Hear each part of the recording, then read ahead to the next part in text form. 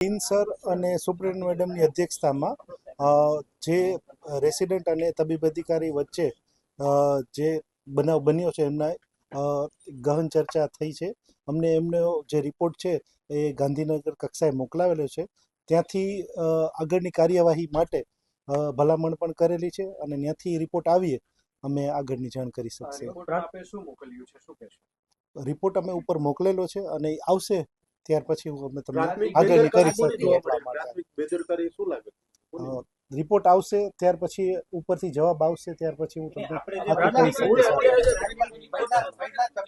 સાહેબ એક ફરિયાદ દાખલ કરવામાં આવી છે. મેં એને લખ્યું છે કે 1 જુલાઈ આ બાબતે જાણ પણ કરેલી છે લેખિતમાં. તો અત્યાર સુધી સિવિલ હોસ્પિટલે કે મેડિકલ કોલેજે શું કર્યું છે? એમની જે કોઈ જરૂરી કાર્યવાહી હતી તે કરેલી છે અને એમની ઉપર પણ જાણ કરેલી છે.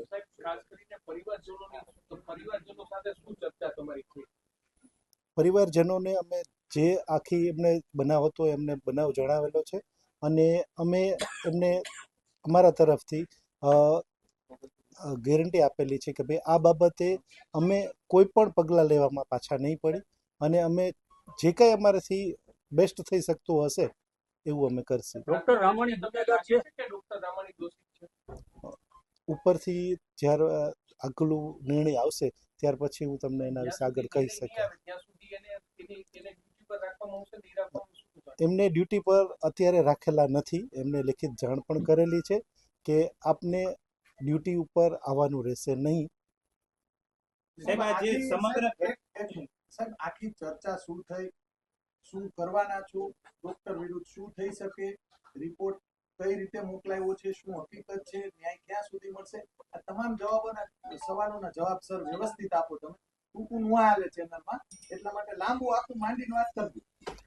હું અત્યારે આટલું જ કહી શકીશ કે જે રિપોર્ટ ઉપર મોકલાયેલો છે ત્યાંથી જે જવાબ આવશે ત્યાર પછી આગળની જે કંઈ આવશે એમના ઉપરથી સૂચના એ પ્રમાણે તમને કહેશે. સાહેબ તમારી દ્રષ્ટિએ આ પ્રકારનું જે બનાવ બન્યો છે એમાં કેવા પગલા લઈ શકે? તમારી દ્રષ્ટિએ શું થઈ શકે? ઉપરનો રિપોર્ટ પછીની વાત. શું થતું હોય હોસ્પિટલમાં આ રીતે આ એક જે બનાવ બન્યો છે તે ખૂબ જ ગંભીર પ્રકારનો ગણાય, બરાબર છે.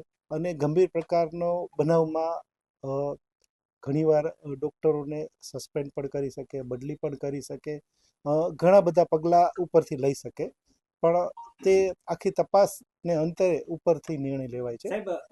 આરોગ્ય મંત્રી આ ઘટનાની નોંધ લીધી છે ને જે ક્રિશાબેન છે ડોક્ટર, મહિલા ડોક્ટર, તેમના સાથે ટેલિફોનિક વાત કરી છે એ વિશે શું કહે? હા, સાચી વાત છે. શું આખું વાત કરેલી છે, પણ શું વાત કરેલી છે મને નથી ખ્યાલ, પણ એને વાત કરેલી છે મને ખ્યાલ છે. અંદાજે કેટલા ટાઈમમાં રિપોર્ટ આવશે? અમે તો આશા રાખી છે કે મોસ્ટલી આજ સાંજ અથવા કાલ સુધીમાં જવાબ આવી જ જવો જોઈએ, બરાબર છે. કારણ કે અમે સતત એમના કોન્ટેક્ટમાં છીએ અને જે કોઈ એમને ક્વેરી હોય એ અમે તરત જ એમને જવાબ આપી દઈએ છીએ. સર અગાઉ આ ડોક્ટરની કેટલી વાર ફરિયાદ મળી ચૂકેલી છે? અગાઉ એમની ઘણી વાર થયેલી છે ફરિયાદ. એમના માટે જે કઈ આગળની કાર્યવાહી કરવી પડેલી હતી તે કરેલી જ છે. શું કર્યું સાહેબ? કાર્યવાહીનું કંઈક નામ તો હશે. કોઈ પણ અધિકારીની બદલી કરવી કે સસ્પેન્ડ કરવાની સત્તા અમારા લેવલે નથી હોતી. એટલા માટે એના માટે જે કોઈ કમિટી બની હોય એના રિપોર્ટ અમારે ઉપર મોકલવાના હોય. એની જે સરકારી કાર્યવાહી હોય તે જ અમારે આગળ પ્રોસેસ કરવાની હોય છે. અગાઉ પણ આ બેન ઉપર હુમલો થયો ત્યારે સુપ્રિન્ટેન્ડન્ટને મળવા આવ્યા હતા, છતાંય કઈ પગલા ન લીધા એટલે ફરીવાર આ ડોક્ટરે ફરીને હુમલો કર્યો. અને કાલે રાતે પણ મોનાલી માકડિયા સાહેબે એક્સેપ્ટ કર્યું હતું આ ફરિયાદ આવી હતી. હા, એના માટે એમણે છે ને આગળની કાર્યવાહી કરેલી છે. કમિટી બનાવી એમના જે નિર્ણય હતા અમે ઉપર લેવલે જાણ પણ કરેલા છે. આ દીકરીએ છેલ્લે લેખિતમાં આપને શું સાહેબ જણાવ્યું હતું સિવિલ હોસ્પિટલ અથવા તો મેડિકલ કોલેજ જે લેખિતમાં આપ્યું હતું ડોક્ટર અશ્વિન રામાણી વિશે, એમાં શું લખ્યું હતું? ક્યારના લેખિતની વાત કરું છું? હમણાં જે ફરિયાદમાં એમને લખ્યું છે કે એમને ગયા મહિને લેખિતમાં આ બાબતે જાણ કરી હતી, એમાં આપને શું રજૂઆત કરી હતી આ દીકરીએ અશ્વિન રામાણી વિરુદ્ધ? એટલે આ દીકરીએ વાત કરેલી છે. ઓકે, એનું મને અત્યારે આઈડિયા નથી કે ભાઈ એમને ક્રિશા મેડમે અગાઉ કરેલી હોય એટલા માટે. અશ્વિન રામાણી વિરુદ્ધ આપણે શું પગલાં લીધા?